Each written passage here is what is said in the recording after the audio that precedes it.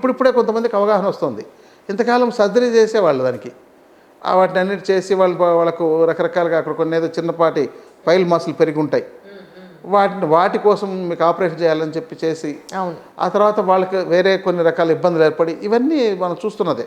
తర్వాత motion control ఉండదన్నమాట వీళ్ళకి సర్జరీ చేశారంటే. వాళ్ళకి రాగానే వెంటనే పరిగెట్టాలి. సో ఇలాంటివి ఉన్నాయండి.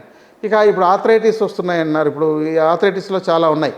Rheumatoid arthritis, degenerative arthritis, psoriatic arthritis, osteo arthritis, ఇలా చాలా రకాలు ఉన్నాయి.